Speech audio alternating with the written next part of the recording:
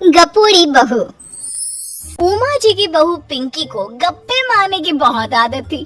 वो जब भी किसी के बारे में बातें करती तो बड़े बड़े गप्पे फेंका करती।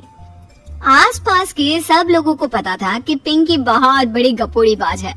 लोग उसकी बात पर विश्वास नहीं किया करते थे, लेकिन हाँ, उसकी बातें सुन सुनकर हंसते बहुत थे।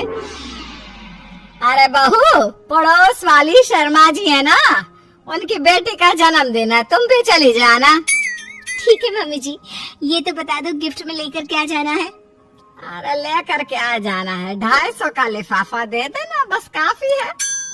अरे मम्मी जी, अच्छा लगेगा क्या? पड़ोसी है हमारे, हमें कुछ बड़ा लेकर जाना चाहिए। अरे बहू, इतना काफी है। जानती हैं आप, मेरे मायके में जब पड़ोस में किसी की बर्थडे होती थी ना, तो मम्मी कुछ न कुछ गोल्ड का ही देकर भेजती थी। पड़ोसी के बर्थडे में सोना?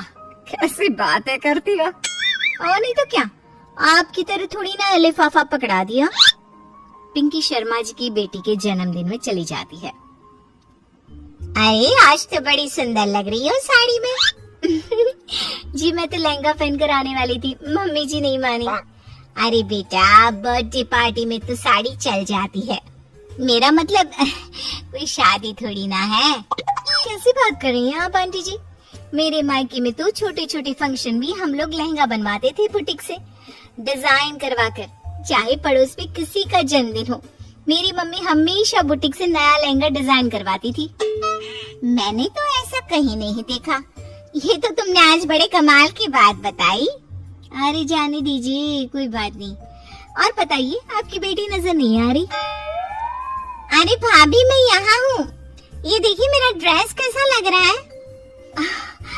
ठीक ही है, मतलब बर्थडे के हिसाब से थोड़ा हल्का है ना। अरे भाभी, इतना सुंदर गाउन पहना है मैंने। मैं ना शादी से पहले अपने बर्थडे पर हमेशा जरी वाला लहंगा पहना करती थी, यही मैं तुम्हारी मम्मी को भी बता रही थी। इसके बाद केक काटने का प्रोग्राम शुरू होता है। सब लोग इकट्ठे हो जाते हैं। शर्मा जी की बेटी का केक देखकर पिंकी से रहा नहीं जाता। उसके अंदर का गपोड़ी बाज बाहर निकल कर आ जाता है। अरे इतना छोटा सा केक! अरे बेटा, मेहमानों के हिसाब से ही है, जितने लोग इतना बड़ा केक। आंटी जी, कम से कम 4 या 5 मंजिल वाला केक तो बनाना चाहिए था। आपकी बेटी का बर्थडे रोज रोज थोड़ी ना आता है। मेरे बर्थडे पर हमेशा पापा 4 केक बनवाते थे, सारे केक 4-4 मंजिल के होते थे। वहाँ पर सारे लोग उमा जी के मोहल्ले के ही थे और वो पिंकी के गप्पे मारने की आदत से अच्छी तरह वाकिफ थे, इसलिए सब लोग उसकी बात सुनकर हंसने लगे, लेकिन किसी ने पिंकी से कुछ नहीं कहा। एक दिन सुबह सुबह पिंकी ने अपनी सास से कहा, मम्मी जी, मेरे मम्मी पापा मुझसे मिलने के लिए यहाँ आ रहे हैं। अरे वाह, ये तो बहुत अच्छी बात है, उनके आने की तैयारी करो, अच्छा अच्छा खाना बनाओ। वैसे कब तक आएंगे? मम्मी जी फ्लाइट से आ रहे हैं, कल शाम को 4 बजे की फ्लाइट है। फ्लाइट? लेकिन बेटा, तेरा मायका तो यहाँ से 2 घंटे की दूरी पर है, तेरे मम्मी पापा फ्लाइट से कब से आने लगे? अरे मम्मी जी, आपको पता नहीं है, मेरे मम्मी पापा ना आधे घंटे की दूरी के लिए भी फ्लाइट का टिकट बुक करवाती है। अरे गप्पे थोड़े कम मारा करो बहू, कोई फ्लाइट से तब आएगा ना जब यहाँ पर एयरपोर्ट होगा। तुम्हारी मम्मी क्या उड़कर आएगी घर में? अरे हाँ मम्मी जी, मैं तो भूल ही गई थी। वो क्या ना, मेरे मम्मी पापा हमेशा फ्लाइट से ही ट्रैवल करते हैं, तो मेरे दिमाग से ही निकल गया था। अगले दिन पिंकी के मम्मी और पापा पिंकी से मिलने के लिए उसके घर आते हैं। आइए आइए जी, आपका बहुत बहुत स्वागत है। और समधन जी, हमारी बेटे की कोई शिकायत तो नहीं ना? ठीक से संभाल लिया है ना आपका घर? अरे मेरी बहू बहुत समझदार है, घर का काम बहुत अच्छे तरीके से करती है, बस थोड़ा ज्यादा बोलने की आदत है उसे, आपको परेशान करती होगी ना? बात तो आपकी सही है, उसकी थोड़ा ज्यादा नहीं बहुत ज्यादा बोलने की आदत है। लेकिन कोई बात नहीं, आपकी बेटी दिल की बहुत अच्छी है, बस थोड़ा बोलती ही तो ज्यादा है।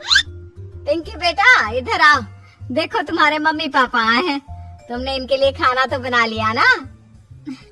वो क्या है ना मम्मी जी, आपसे एक बात कहनी थी। हाँ हाँ बोलो बहू, क्या बात है, डरने की कोई जरूरत नहीं। वो मम्मी जी, मैंने सोचा मम्मी पापा आए हैं तो खाना बाहर से मंगवा लेती हूँ। अरे कोई बात नहीं बेटा, वैसे भी तुम किचन में काम करने लग जाती तो अपने मम्मी पापा से बात कब करती। बहुत अच्छा किया। अब तुम अपने मम्मी पापा के साथ बैठकर आराम से बात करो, मैं अंदर जाती हूँ। शाम का वक्त जैसे ही दरवाजे की घंटी बजी, 3-4 लोग हाथों में खाने के बहुत सारे पैकेट लेकर उमा जी के घर पहुँच गए। अरे भाई कौन है आप लोग, लगता है गलत पते पर आ गए। नहीं माँ जी, हम तो खाने का ऑर्डर डिलीवर करने आए हैं, यहीं से बुकिंग मिली थी। अरे नहीं, आपको कोई गलत फहमी हुई है, हमारे यहाँ तो 2 ही मेहमान आए हैं। आपके हाथ के पैकेट देखकर लगता है इसमें 50 लोगों का खाना है। माँ जी आपने सही समझा, खाना तो इसमें 50 लोगों का ही है, क्योंकि हमें ऑर्डर यहीं से 50 लोगों का मिला है।